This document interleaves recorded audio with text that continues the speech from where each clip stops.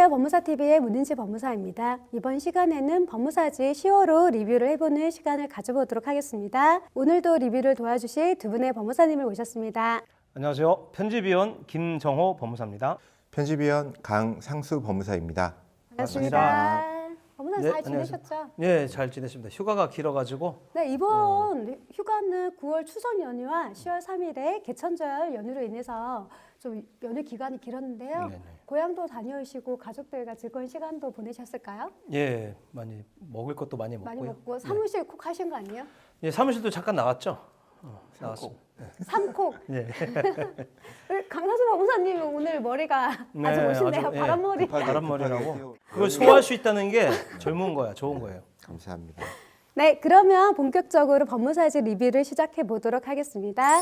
법으로 본 세상 파트 먼저 나눠보도록 하겠습니다. 네, 이번 시간에도 어김없이 찾아오는 열혈 법무사의 민생사건부입니다. 법무사가 실제 수임한 이 시대 민초들의 생활사건 이야기죠. 자, 제목이 좀 재밌습니다. 남매 간의 우애를 지키는 데는 얼마만큼의 상속 재산이 필요한가? 상속 포기 취소, 즉시항고 인용사건인데 벌써 답이 좀 나왔어요. 자, 그래서 어떻게 된 거냐면 상속인이 4명인데 이때 이제 외국인이 2명이 낀 상속사건이죠. 이렇게 되다 보면 외국인들이 서류가 다 올 수 없으니까 누군가 하나가 와서 이제 서류를 정리하고 나온 것이 오피스텔이 4채예요. 그래서 각각 4채를 4명이 나눠 갖자 이렇게 한 건데 이제 막내가 오피스텔 뭐 얼마 되지도 않고 그러면 막내는 안 받으려면 법원에 상속포기 신청해서 상속포기 심판 받자. 이제 막내가 포기한 건 형이 갖기로 했습니다. 뭐 그럴 수도 있고 귀찮다고 하니까 뭐 하여튼 그 왜 귀찮은지 모르겠어요. 상속포기가 이루어졌고 상속재산 분할 협의서를 작성하려고 하였는데 문제가 발생했습니다. 차남이 왜 형은 2채야? 사전에 이것까지 협의가 안 됐던 것이어서 결국 문제가 발생했어요.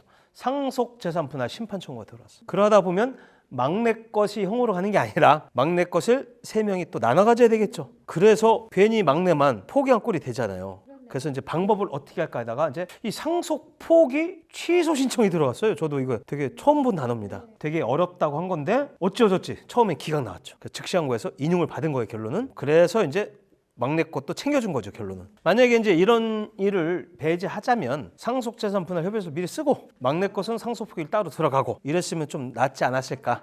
좀 쉽지 않았던 문제였던 것 같습니다. 자, 그 다음은 주목 2 법률인데요. 이런 거 요새 좀 많이 좀 이슈가 된 거죠. 위기 임신 보호 출산제. 무슨 얘기냐면 취약 임산부 지원 정책 우선 대야.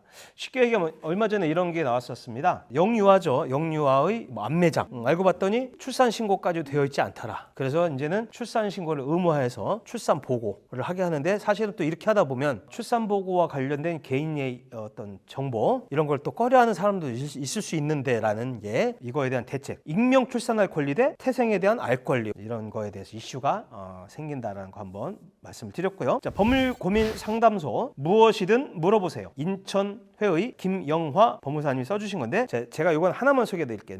뭐 다 아시는 거지만 그래도 파산 면책된 이유 잘 모르는 채권자가 채무 독촉을 했다 이거죠. 아마도 누락된 채권자일 것 같은데 방법은 뭐냐 이거죠. 악의 누락이 아니라면 그죠? 이걸 적시해서 면책 결정 확인해 소가를 제기하면 된다는 얘기고요. 자, 유명수 전라북도의 법무사입니다. 사후에 사업체와 부동산을 가족에게 승계하고 싶은데 아직 승계할 만한 가족이 없어 걱정입니다. 그래서 부동산 등기부에 사업 승계 목적으로 신탁을 하되 수익자 지정은 뒤로 미루는 그런 방법이 있다라고 소개해 주셨고요. 또 하나 3년 전 아버지가 제 아내를 수탁자로 유언대응 신탁을 했는데 향후 유류분 반환 청구를 피할 수 있는지요? 그죠? 유류분의 문제가 좀 대두되고 있습니다. 그래서 결론은 유류분 반환 청구권에 따른 채무를 피할 수 없다라는 판례가 있다는 말씀을 드렸던 거고요.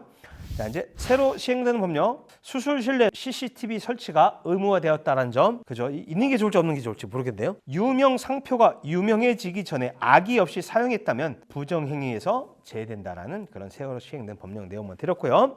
이번은 나의 사건 수임기고요. 정용후 대구 경북회 법무사님께서 써주신 사건입니다. 제목이 4번의 결혼과 4번의 이혼이 만든 신분 세탁. 의뢰인이 결혼 후 자녀의 출생신고를 하려고 하였는데 반려가 됐어요. 이유는 의뢰인 자체가 가족관계 등록부가 폐쇄돼서 없다는 얘기죠. 그래서 알고 보니 의뢰인의 어머니가 결혼을 2번 하였는데 2번째 결혼한 남자분을 아버지로 알고 출생신고를 하였는데 2번째 결혼한 분이 이 의뢰인을 상대로 친생자 관계 부준자 확인서를 제기한 거죠. 친생자가 아니었던 거예요. 그래서 가족관계 등과 폐쇄된 겁니다. 법무사님은 이제 쉽게 생각하시고 사건을 맡았어요. 그러면 출산 신고 의무가 있는 어머님과의 친자 관계 등 출생 확인 등을 받아서 출생 신고를 하면 되겠구나라고 생각을 했습니다. 했더니 그런 서류도 없고 그다음에 어머님이 피한정 후견인이에요 또. 그래서 물어봤더니 이제서야 의뢰인도 알게 된 겁니다. 의뢰인의 어머니와도 친자 관계가 아니에요. 어머니 의사도 뭔가 확인이 불가. 그래서 이제 이분은 여지껏 30년 동안 어머님으로 알고 있었으니 어떻게 좀 해달라. 두 번을 결혼하시니까 그 전에 이제 남편이 있겠죠. 여기에도 출생신고가 됐던 거예요. 근데 사망신고가 된 겁니다. 도대체 어떻게 된 건지 해가지고 의뢰인의 어머니 있잖아요. 어머니의 제젖동을 다 찾아가 봤어요. 혼인신고가 4번이야. 이혼이 4번이야.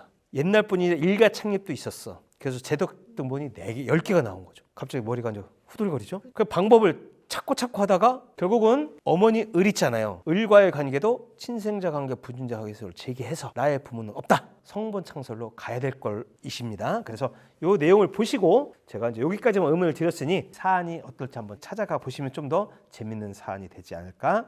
다음은 법무사 시시각각 파트 말씀 부탁드리겠습니다. 이시와 징정 코너에서는 가처분 사건의 송달 영수인의 효력은 해당 신급의 전체에 미쳐라는 제목으로 수원지방법원 성남지원 사법보좌관님이신 박준희 사법보좌관님께서 글을 기고해 주셨습니다. 우리 법무사가 일을 하다 보면 송달 장소 및 송달 영수인 신고를 반드시 하게 되어 있는데요. 문제는 여기에서 많은 문제들이 발생할 수 있다는 점입니다. 오늘 이 사안에서는 처분금지 가처분 사건을 위임받고 그 가처분에 대한 신청 그리고 보정명령, 그 담보 제공을 통해서 결정까지 득한 사안인데 상대방인 채무자가 추후에 그 제소명령 신청을 하게 된 사건입니다. 이 제소명령 신청을 하게 되고 법원은 21일 안에 소송이 계속 중인 사실을 증명하는 서면을 제출하라는 보정명령을 내렸고 이 보정명령서를 송달 영수인 신고한 법무사님한테 보내주게 된 사안입니다. 근데 이 법무사님께서 송달 장소 및 영수인 신고는 자신이 받을 권한이 없다. 왜? 가처분 신청 사건만 위임받은 거기 때문에 이것은 자기의 권한, 위임받은 업무가 아니기 때문에 이를 법원에 반송하게 되었습니다. 반송받은 법원은 이것을 채권자에게 추가할 송달이라든지 다른 절차를 거치지 않고 그대로 두게 되었는데 이 결과 제소기간 도가를 원인으로 채무자는 가처분에 대해서 취소 결정을 받게 된 사안입니다. 이로 인해서 뒤늦게 채권자가 이 결정을 알게 되고 즉시 항고로 다투게 된 사안인데 대전고등법원에서는 가처분 사건, 그 이의신청 사건은 같은 시급 사건이고 이 송달 영수인 및 송달 장소 신청서는 해당 신급 전체에 미치기 때문에 이미 송달 장소 및 영수인을 신고한 법무사가 송달받았으면 이를 권한이 없다고 반송을 한다 하더라도 송달 효력에는 영향을 미치지 않는다라는 결정이 내린 사안입니다. 이로 인해서 추후에 손해배상 소송이 발생할 가능성이 높은 사안으로서 법무사님들께서 송달 장소 및 영수인 신고를 하더라도 혹시나 한 건만 아니면 단건만 위임 받으셨다면 반드시 송달 영수인 취소라든지 변경 절차를 반드시 거쳐야 하는 점을 알고 계셨으면 좋겠습니다. 또한 함께 알고 계셔야 될 내용이 법무사에게는 전문가이기 때문에 설명 조언 의무가 있습니다. 이 의무는 확립된 대법원 판례이기 때문에 혹시나 자기에게 위임이 없다 하더라도 이 송달 장소, 영수인 변경에 대한 안내, 송달받는 내역에 대한 고지 같은 것들을 통해서 향후 불가피하게 발생할 수 있는 손해배상이라든지 책임의 위험에서 자유로워질 수 있는 길을 만들어 놓으셔야 될 것 같습니다.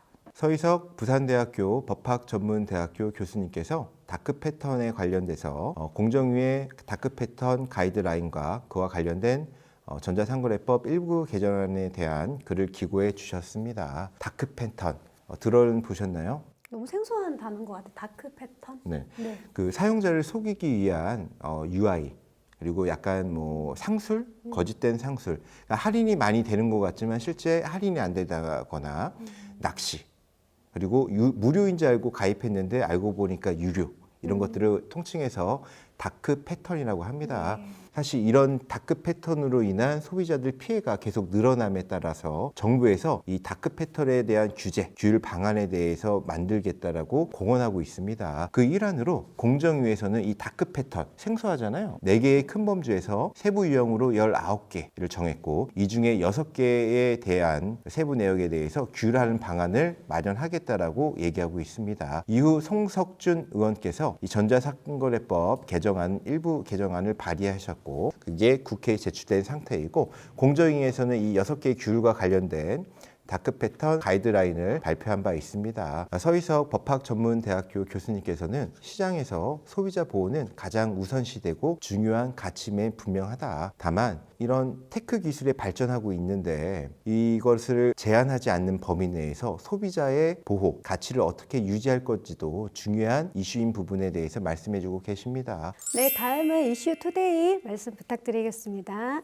다양한 이슈 투데이들이 소개되어지고 있습니다. 이 중 관심 가져볼 만한 두 가지 사례를 소개시켜 드릴 건데요. 특정 강력 범죄 처벌에 관한 특례법 일부 개정안이 법사위 제1소위를 통과되었습니다. 이에 따라 빠르면 올해 안에 이 법이 시행될 예정인데 머그샷 들어보셨죠? 네. 요즘 트럼프 대통령 머그샷이 공개되고 있는데 한국에도 특정 범죄에 대한 머그샷이 촬영되어지고 공개되어지고 있습니다. 다만 2010년 이후 경찰이 머그샷을 공개한 거는 총 50개 중에 2건밖에 없는데 이 이유는 피의자의 동의를 받아야 하기 때문입니다. 따라서 약간 무용론까지 나오고 있는 상황인데 이 일부 개정안이 통과되어지게 된다 그러면 경찰관은 30일 내에 특별한 이유가 없으면 머그샷을 공개할 수 있게 되고 특히 사안에 따라서는 검사 또는 경찰관도 차정할 수 있으며 그 해당 범위, 범죄의 내역도 마약 범죄 그리고 청소년 성범죄까지 폭넓게 적용되게 됩니다. 또 이슈 투데이에서 또 하나 소개되어지고 있는 코너가 있는데 요즘 계속적으로 얘기 나오고 있죠. 전세 피해에 대한 내용이 나오고 있습니다. 전세 피해에 대한 지원 대책, 특례법도 발의가 되고 있는데 사실 이 피해자분들께서 느끼기에는 아직 부족한 것도 많은 게 사실입니다. 그 중에 하나의 대표적인 예가 전세 피해를 입었기 때문에 억지로 이 집을 사야 되는 경우가 있는데 이럴 경우에 많은 돈이 없기 때문에 사실 강제 경매에서는 상계 납입, 차익 납입 제도를 이용해서 그 부동산을 낙찰받는 경우가 있는데 문제는 공매 제도에서는 상계 납입, 차익 납입 제도가 없는 게 문제였습니다. 이에 따라서 공매 제도에서 차익 납입 제도가 신설되어진다는 내용이 있으니까 많은 법무사님들께서 참고하시고 업무에 활용했으면 좋겠습니다.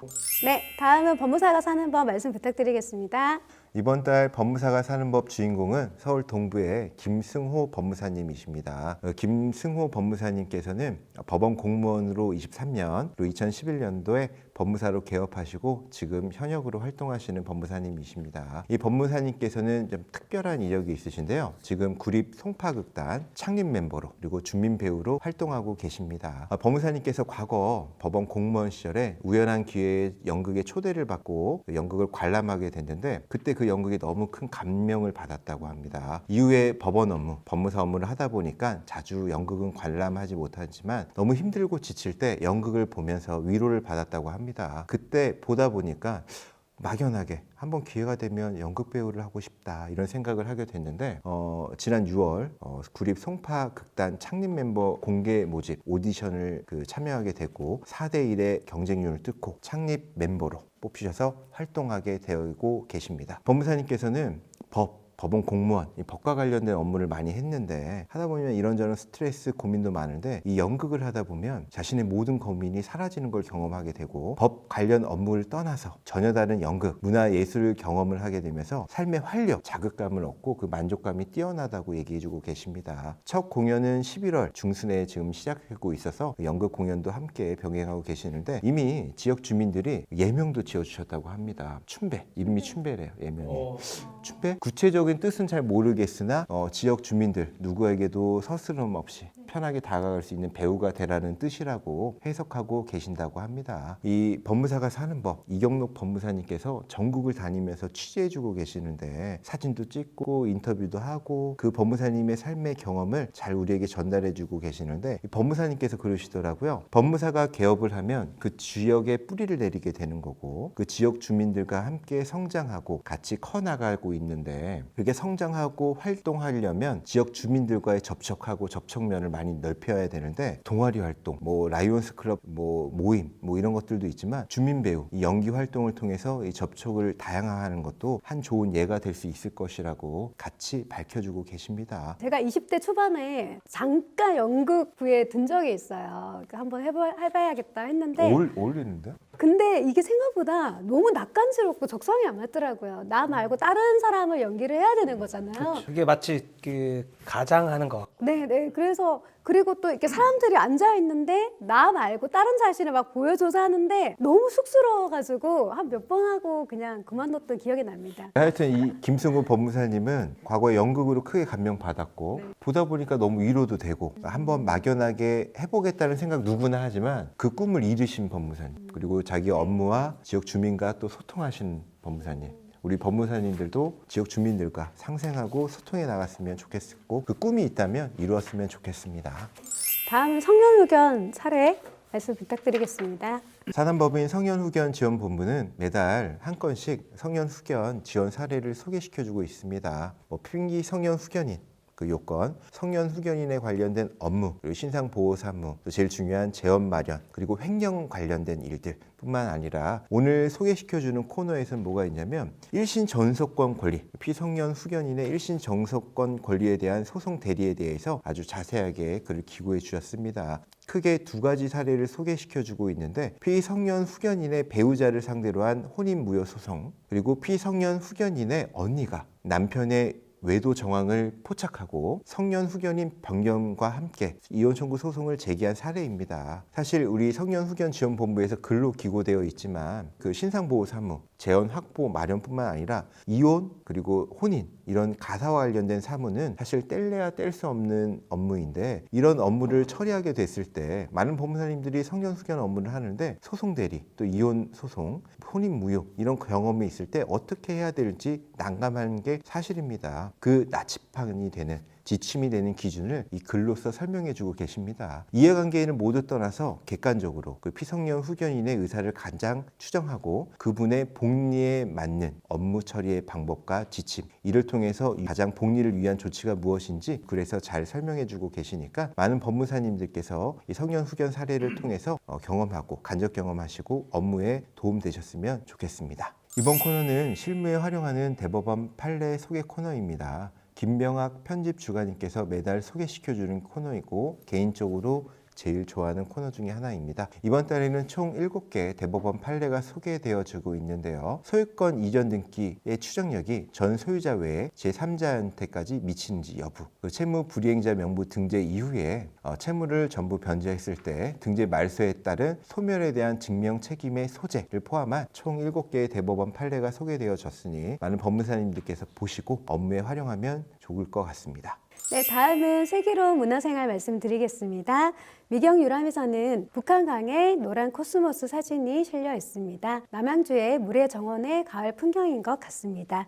다음은 한국인은 왜? 문화심리학으로 본 한국인의 심리에 대한 글입니다. 한국 사회의 혐오에는 특권에 대한 분노가 숨어 있다라는 제목의 글인데요. 한국 사회의 혐오는 일반적인 혐오와는 좀 다른 측면이 있다고 합니다. 일반적인 혐오는 사회 갈등에서 강자가 약자에 대해서 혐오를 가지고 있는 차별로 나타나는데요. 한국 사회에서는 성소수자, 타 인종에 대한 전형적인 혐오도 있지만 세대와 계층, 성별, 정치적 성향 등 그 대상과 방향이 천차만별이라고 합니다. 결국 세대, 계층, 성별 등 한국 사회의 주된 혐오는 상대방이 가진 기득권, 특권에 대한 분노로 해석될 가능성이 크다고 합니다. 한국인들은 내가 가지지 못한 것들에 대해서 상대방이 이를 부당하게 가졌다고 화를 내는 것입니다. 어찌되었던 혐오는 타인뿐만 아니라 내 자신을 죽이는 행위이기 때문에 혐오 문화는 절대로 사라져야 할 것 같습니다. 문화로 쉼표 코너에서는 김재환 법무사님께서 강아지 풀이라는 시를 적어주셨고요. 성승철 법무사님께서는 황금사원이라는 시를 적어주셨습니다. 두 분은 법무사 겸 시인으로 활동하고 계시다고 합니다. 다음은 부자되는 책 읽기 코너에서는 최윤진의 혼자서도 잘하는 SNS 마케팅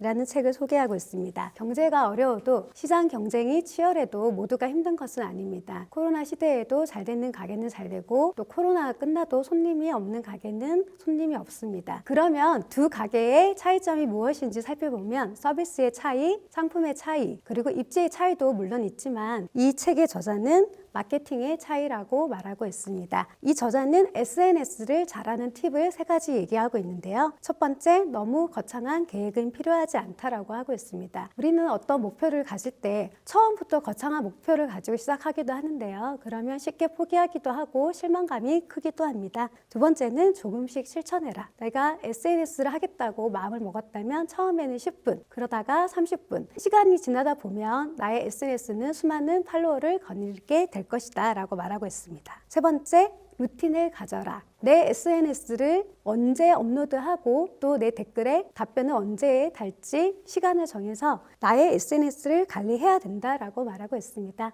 네, 다음은 소확행 건강관리에서는 술 끊기 어려운 이들을 위한 건강한 음주 습관 6가지를 소개하고 있습니다. 첫 번째는 술 마실 때 어떤 요소를 좋아하는지 발견에 집중한다라고 말하고 있습니다. 이제는 술보다는 술자리의 그 경험을 즐기는 습관을 가져서 나의 건강을 관리하자라고 말하고 있습니다. 네, 두 번째는 가장 즐겁고 좋은 컨디션의 주량을 파악해서 그만큼만 마시자고 얘기하고 있습니다. 보통 술을 마실 때 자기 주량보다 많이 마시는 경우가 많은데요. 그러면 꼭 다음날 숙취로 인해서 고생을 하기도 하고 그날의 스케줄이 좀 망치기도 합니다. 세 번째, 술을 벌컥 들이키는 음주 습관을 가졌다면 술 외에 마실 거리를 준비하자라고 얘기하고 있고요. 네 번째는 안주는 가급적 단백질과 식이섬유 위주로 먹자. 다섯 번째, 술은 되도록 식사와 함께 또는 식사 후에 마시고 수분을 충분히 섭취하자. 여섯 번째, 음주 다음 날에는 수분 보충과 영양 보충에 힘쓰자. 이렇게 얘기하는데 다 아는 얘기지만 사실 실천이 조금 어려운 것 같습니다.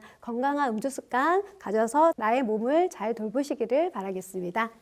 네, 이번 코너는 내가 만난 법무사입니다. 자, 이번에는 경기중앙회의 은성기 법무사님입니다. 자, 제목은 채무자에 대한 배신감 20여 년 만에 승소의 해서 치유.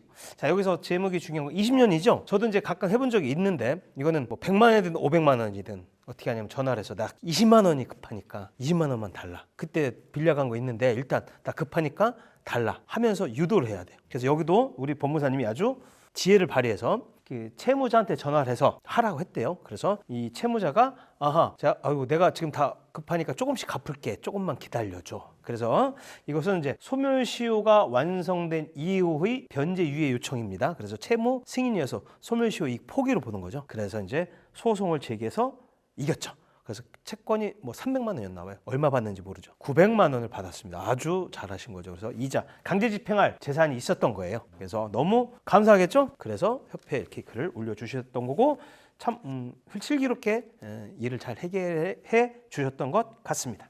네, 지금까지 법무사지 10월호 리뷰를 해보았습니다. 10월은 결실의 계절이라고 합니다. 실수하지 않는 사람이 되는 것보다 포기하지 않는 사람이 되는 것이 중요하다라고 보도 셰퍼는 이야기하고 있는데요. 어떤 목표를 가지고 끝까지 도전한다면 결국에는 좋은 결실을 맺을 것이라고 생각됩니다. 지금까지 법무사TV의 문은지, 김정호, 강상수 법무사였습니다. 감사합니다. 감사합니다.